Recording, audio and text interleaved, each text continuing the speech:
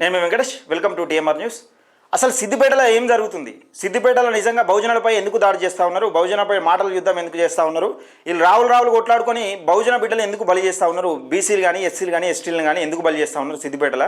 నిజంగా మైనంపల్లి హనుమంతరావు మాట్లాడిన ఒక మాటలు చర్చనీయాంశంగా మారినాయి. మరి నిజంగా ఆయనకు బీసీల పట్ల ఎంత ప్రేమ ఉంది, నిజంగా బీసీల గురించి ఎంత చులకనగా మాట్లాడుతూ ఉన్నాడు అనేది ఒక సోషల్ మీడియాలో ఒక వీడియో వైరల్ అవుతూ ఉన్నది. ఈయన చక్రధర్ గౌడ్ను పెట్టుకొని ఇష్టమైన మాట మాట్లాడుతూ ఉన్నారు. అది చెప్పొద్దు, కానీ విషయం ఏంటంటే అక్కడ వినిపించాలి కాబట్టి మీకు వినిపించే ప్రయత్నం చేస్తున్నా. అలా తల్లిని పట్టుకొని మాట్లాడుతూ ఉన్నాడు, ఆయనను పట్టుకొని దొంగ అని మాట్లాడుతూ ఉన్నాడు.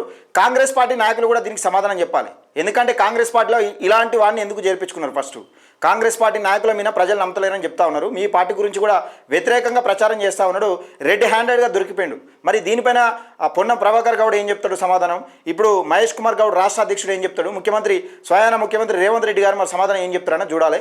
దయచేసి మిత్రులారా ఈ వీడియోని ఎక్కువ మందికి షేర్ చేయండి. ఎందుకంటే బీసీ సమాజం మేల్కోవాలి. మన బీసీల పైన ఇలాంటి దాడులు జరుగుతూ ఉన్నాయి, బీసీల పైన ఇలాంటి చులకనగా మాట్లాడుతూ ఉన్నారు. ఒక తల్లిని పట్టుకొని ముండా కొడుకు అంటా ఉన్నాడు. ఈయన బల్పు మాటలు, మైనంపల్లి హనుమంతరావు బల్పు ఏ విధంగా ఈ దురపోకడైంది, కథ ఏంది, ఈ మాటలు ఏంది, అసలు ఎక్కడ సిద్దిపేటలా, ఎక్కడ మల్కాజ్గిరి? ఈయన మల్కాజ్గిరిలో పోటీ చేస్తే ఇక్కడ సిద్దిపేటలో ఏం చేస్తూ ఉన్నాడు?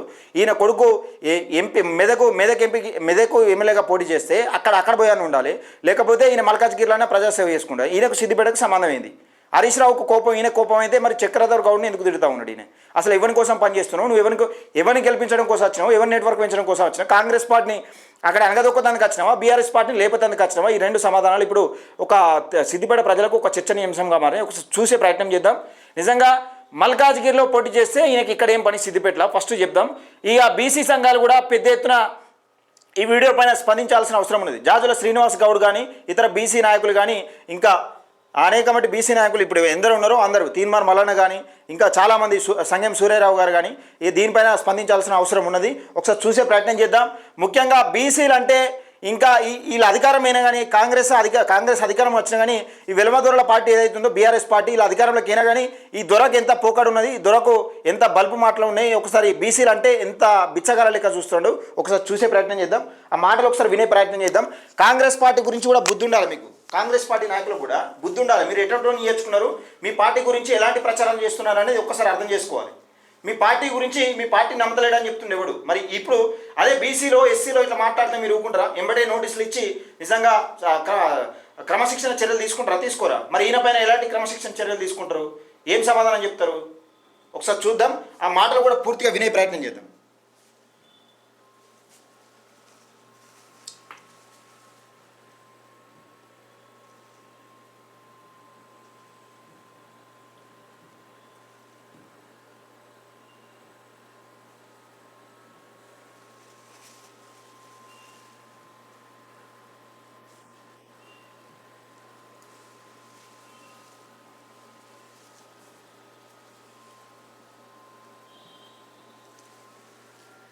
ఒకరు లెటర్ ఇచ్చినట్టు నేను మా కొడుకు ఎవరిదో లెటర్ ఇచ్చినా అంటే నర్సరెడ్డిని తిడతానే సిస్టమ్ లేకపోతే ఎందుకు ఎవరికి పడితే లెటర్లు ఇస్తే ఏం ప్రెసిడెంట్ ఒకటే చెప్తున్నాడు ఆయన మొదటి కూడా కాంగ్రెస్ పార్టీకి సంబంధించిన లెటర్లు ఎవరికి ఇస్తే ఎట్లా, ఎవరికి పడితే ఎట్లా అని మాట్లాడుతున్నాడు. ఈయన ఇక్కడ పోటీ చేసినోడు కాదు, సిద్దిపేటలో పోటీ చేసినోడు కాదు, సిద్దిపేటకి నాకు సంబంధం ఏం లేదు. కేవలం హరీష్ రావుకి ఈయన గొడవ అయిందని వీళ్ళిద్దరు మాత్రం ఈగో హట్ అయిపోయి ఇప్పుడు బీసీ ప్రజల మీద పెద్దరికం చూపిస్తూ ఉన్నారు. వీళ్ళు బీసీ ఎస్సీ ఎస్టీ మైనార్టీ ప్రజల మీద పెద్దరికం చూపిస్తూ ఉన్నాడు. ఎవరికి కొడతానికి లెటర్లు ఇస్తే ఎట్లా అది ఇదని మాట్లాడుతూ ఉన్నాడు కదా. చక్రధర్ గౌడ్ గురించి కీలకంగా ఒక వ్యాఖ్యలు చేసిండు. ఒకసారి చూసే ప్రయత్నం చేద్దాం. అంటే బీసీలు అంటే ఎంత బిచ్చగాల లెక్క చూస్తున్నారంటే వీళ్ళకి ఎంత బలుపు ఉన్నదంటే బీసీలు అంటే ఇంత గౌరవం, కనీసం గౌరవం లేకుండా ఒక బీసీ నాయకుని పట్టుకొని ఒక సిద్దిపేటలో ఎమ్మెల్యేగా పోటీ చేసిన ఒక వ్యక్తిని పట్టుకొని ఏ విధమైన మాటలు మాట్లాడుతున్నాడు.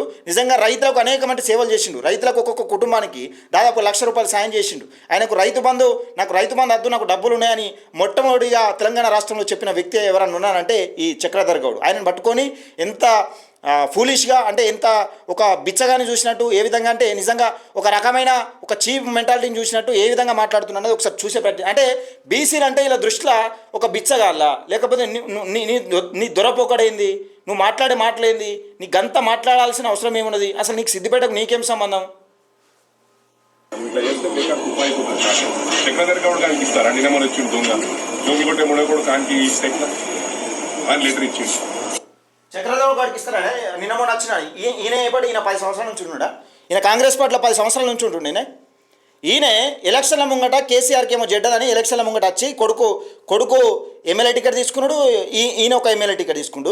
మీ జాగిరా మరి కాంగ్రెస్ పార్టీలో మీ అగ్రకళ జాగిరా అంటున్నా. బీసీ నాయకులు ఎంతమంది లేరు? బీసీ నాయకులకు ఎందుకు ఇవ్వలే? బీసీ నాయకులు ఎంతమంది లేరు? పార్టీ కోసం పనిచేసి జెండాలు మోసి భుజాలు స్కందిపోయిన వాళ్ళు, భుజాలు కుంగిపోయిన వాళ్ళు ఎంతమంది లేరు కాంగ్రెస్ పార్టీలో? ఎందుకు నిన్నగాక మొన్న నచ్చినోనికి ఎందుకు ఇచ్చారు కాంగ్రెస్ పార్టీలో? కాంగ్రెస్ పార్టీలో ఉన్న బీసీలు, ఎస్సీలు, ఎస్టీలు ఒకసారి ఆలోచించుకోవాల్సిన విషయం. ఈయనే మళ్ళీ కాంగ్రెస్ పార్టీకి వ్యతిరేకం ఒక ముండా కొడుకు అంటావు. అసలు నువ్వెవనివి? నీకు సిద్దిపేటకు నీకేం సంబంధం? గా మాటలు ఎందుకు మాట్లాడినావు? చక్రధర గౌడ్ని పట్టుకొని దొంగనట. దొంగ నిన్నగాక వచ్చిన దొంగ అని మాట్లాడుతుండు. అట్లా పార్టీ ఖరాబ్ అయితే నాకేముంది? నాకు పర్సనల్ ఏం లేదు సార్. మీరు ఈయనకు పర్సనల్ ఏం లేదట. నీకు పర్సనల్ ఏం లేదు. కేసీఆర్కు నీకు పర్సనల్ పడింది. నువ్వు ఎందుకు ఇప్పుడు 10 సంవత్సరాలు పార్టీలు అనుభవించి, పదవులు అనుభవించి, ఎమ్మెల్యే టికెట్లు అనుభవించి, కేవలం ఈయన కొడుకు టికెట్ అని ఆయన ఉండేది ఉద్దేశం కొద్దే ఈయన బయటకు వచ్చి ఈయన ఏతులు కొడతా ఉన్నాడు ఈరోజు. నాకు పార్టీకి నాకేం వ్యక్తిగతంగా లేదు సమస్య. అంటే నీకు అన్యాయం జరుగుతూనే ఒక లెక్క, మా బీసీలకు అన్యాయం జరుగుతూ ఒక లెక్కన. నీ కొడుకు టికెట్ అయిపోతే నువ్వు పార్టీలోకి వెళ్ళి బయటకు వస్తావు. కేటీఆర్కు నీకు వడకపోతే పార్టీలోకి వెళ్ళి బయటకు వస్తావు. హరీష్ రావుకు నీకు వడకపోతే పార్టీలోకి వెళ్ళి బయటకు వస్తావు. నువ్వు అంత బల్బ్ మాటలు మాట్లాడుతావు.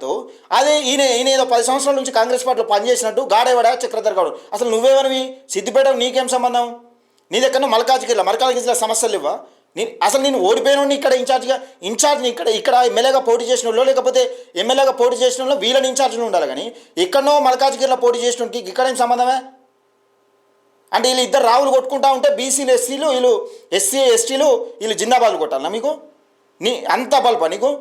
ఏ రకమైన బల్బ్ నువ్వు మాట్లాడింది ఏం మాట్లాడినావు? నీకన్నా సోయున్నది అసలు? దీనిపైన వెంటనే స్పందించాలని నేను చెప్తా ఉన్నా కదా. ఈ కాంగ్రెస్ పార్టీలో ఉన్న నాయకులు కూడా దీనికి ఏం సమాధానం చెప్తారో చూడాలి ఒకసారి. గెలవాలన్నారు పార్టీ పికప్ కానీ అంత చేస్తేనే మా 10,000 బీజేపీకి ఇష్యూ. అంటే పబ్లిక్ ఇంకా నమ్ముతలేరు పిల్లలు. కాంగ్రెస్ లీడర్లను నమ్ముతలేరు జనాలను నమ్మకం రావాలి. నాకేముంటుంది? నేను ఒక్కరికి ఏం చేసినప్పుడు అడుగు వచ్చి ఎట్లా చేసిన హనుమంతనా అన్నాడు. వస్తే ప్రేమగా చూస్తా. నాకు మీరు పికప్ మీ పనిని బట్టి నేను లిఫ్ట్ ఇస్తాను. కొట్లాడు తోడుతాను. నీ తోకమట్టాన్ని ఉన్నాయని నీ ఓట్లు ఎన్ని ఉన్నాయి సిద్దిపేట కానీ నేను నియోజకవర్గంలో కానీ నువ్వు పొడి చేసిన మల్కాజ్గిరిలా నీ ఓట్లు ఏ పాటు ఉన్నాయి? ఈయన పెద్దరికమైందా నాకు అర్థం కాదు. కానీ సిద్దిపేటలో ఈయన పెద్దరికమైంది. ఈయన కథ ఏంది అసలు? పోలీస్ అందరితో కొట్లాడతలేదు. ఇలాంటి బరాబర్ కమిషనర్ అన్నది అట్లెట్లు ఎక్కుతారు మీదికి. వాళ్ళ మీద సీరియస్ యాక్షన్ అంటే I care sheet I going to protect them అని చెప్పి తిట్టినా దాన్ని తిట్టి ప్రోగ్రామ్ పెట్టి నాతో నేను చేసి నేను రికమెండేషన్ ఏం చేయవరికి ఇప్పుడు ఓపెన్గా చెప్తున్నాను. మీరు అందరు మంచిగా చేసారు అనుకో, నాకు వచ్చినారు ఏం తట్టుకుంటున్నారు ఏం చేస్తున్నారంటే డెఫినెట్ వస్తుంది. వాడు ఎవ్వరు లేరు. ఒకడు ఫోన్లు లేరు, వాడు ఫోన్లో దొరకడు, అందుబాటులో లేరున్నారు మీరు లీడర్. నిన్నంటలే అందరినీ మీరు మీకే మైనస్. నేను ఆడ జిల్లు తీసుకొని అట్టు తిన్నా వెంకటేశ్వర స్వామి అని ఒడగొడతా. ఏడొడగొట్టే పొజిషన్లో మనం వాడు మళ్ళీ పికప్ అవుతాడు. ఏదో పుల్లలు పెడుతుంటాడు, మెదక్లో పెడుతుంటాడు. ఆడ నీ నోటి దూల ఈయన ఏం చెప్తాను చూసిరా? కాంగ్రెస్ పార్టీని ఎవడో నమ్మే పరిస్థితిలో కనబడతలేదట. మరి పిసిసి మహేష్ కుమార్, పిసిసి అధ్యక్షుడు, తెలంగాణ కాంగ్రెస్ పార్టీ అధ్యక్షుడు ఏం చెప్తాడు సమాధానం? దీనికి ఏం సమాధానం చెప్తాడు మహేష్ కుమార్ గౌడ్ గారు? ఒక మీ మన గౌడ సామాజిక వర్గానికి సంబంధించిన వ్యక్తిని పట్టుకొని ముండా కొడుకు అంటా ఉన్నాడు. మరి పొన్నం ప్రభాకర్ గౌడ్ గారు ఇంట్లో ఉన్న బీసీ నాయకులకు ప్రతి ఒక్కరికి చెప్తా ఉన్నా, హనుమంతరావు గారు, ఇంకా చాలామంది బీసీ నాయకులు ఉన్నారు కదా, మీరు మదియాష్కి గౌడ్ గారు, మీరు ఏం సమాధానం చెప్తారు? వీళ్ళందరూ ఏం సమాధానం చెప్తారు? ఒక బీసీ బిడ్డను పట్టుకొని, ఒక ఎమ్మెల్యేగా పోటీ చేసిన వ్యక్తిని పట్టుకొని, రైతులకు నిజంగా రైతులు ఆరుగాలంలో కష్టపడి నిజంగా రైతులు చనిపోతూ ఉంటే రైతుల బాధను చూడలేక ఇంటికి ₹1,00,000 ఇచ్చిన ఒక రైతు, చనిపోయిన కుటుంబానికి తన వంతు సాయంగా ₹1,00,000 ఇచ్చిన ఒక బీసీ బిడ్డను పట్టుకొని, ఒక బహుజన బిడ్డను పట్టుకొని, ఎమ్మెల్యేగా పోటీ చేసిన ఒక వ్యక్తిని పట్టుకొని, సిద్దిపేటలో ఒక ఆనోడు వచ్చి సిద్దిపేటలో పెద్దరికం చేసుకుంటా ఒక ముండకొడుకు అని మాట్లాడుతూ ఉన్నాడు బీసీ నాయకుని పట్టుకొని. ఈ బల్బ్ బండ్లకు మరి కాంగ్రెస్ పార్టీ రేవంత్ రెడ్డి ఎట్లా స్పందిస్తాడు? నిజంగా ఈ బల్బ్ బండ్లు ఏ విధంగా చూడొచ్చు? దీన్ని ఏమనాలి? దురపోకడ అనుకోవాలన్నా, లేకపోతే కాంగ్రెస్ పార్టీ ఇంత ఫ్రీడమ్ నిజంగా అగ్రకులాలకే ఇస్తుందని అనుకోవన్నా? మరి దీనిపైన ఎలాంటి చర్యలు తీసుకుంటారు? ఇప్పుడు సమాధానం చెప్పాల్సిన అవసరం ఉన్నది. ఏదేమైనప్పటికీ బీసీ సమాజమా, మనం ఇట్లా మేలుకోకపోతే మనమైనా ఇలాంటి బల్బ్ మాటలే మాట్లాడుతూ ఉంటారు. మనల్ని బిచ్చగాలను చూసినట్టు చూస్తారు. ఓట్లు మనవి, సీట్లు కూడా మనే. వీళ్ళెవడో వచ్చి పెద్దరికం చేస్తూ ఉంటే, వీళ్ళు మన ఇష్టం ఉన్నట్టు మాట్లాడుతూ ఉంటే, కాంగ్రెస్ పార్టీ మీద నమ్మకం ప్రజలకు లేదట. కాంగ్రెస్ పార్టీ నాయకులను ప్రజలు నమ్మతలేరని మాట్లాడుతూ ఉన్నారు. మరి దీనిపైన ఎలాంటి యాక్షన్ తీసుకుంటారు? ఎలాంటి నోటీసులు ఇస్తారు? ఇప్పుడు కాంగ్రెస్ పార్టీ క్రమశిక్షణ కమిటీ ఏం తీసుకుంటుందని చూడాల్సిన అంశం. దయచేసి మిత్రులారా, ఈ వీడియోను ఎక్కువ మందికి షేర్ చేసే ప్రయత్నం చేయండి.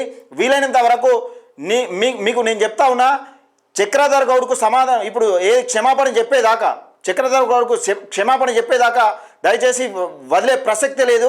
దీనిపైన ఉన్న బీసీ సంఘాలు కూడా మొత్తం స్పందించాల్సిన అవసరం ఉన్నది. ఎందుకంటే ఒక బీసీ సామాజిక వర్గానికి సంబంధించిన వ్యక్తిని పట్టుకొని ఇష్టమున్న మాట మాట్లాడుతూ ఉంటే మరి మీరు ఏ విధంగా ఊరుకుంటారు? దీనిపైన మీ స్పందన ఏంది నిజంగా చూసే ప్రయత్నం చేద్దాం. ఈ కాంగ్రెస్ పార్టీలో ఉన్న నాయకులు కూడా ఏ విధంగా స్పందిస్తారు? పార్టీని కూడా ఎవరు నమ్మతలేడు, పార్టీని ఎవరు ప్రజలు నమ్మతలేరని మాట్లాడుతూ ఉన్నాడు. మరి ఈయన కాంగ్రెస్ పార్టీని గెలిపించడం కోసం వచ్చిండా లేకపోతే బీఆర్ఎస్ పార్టీని బలపరచడానికి వచ్చిండా అన్నది ఒకసారి అర్థం చేసుకోవాల్సిన అవసరం.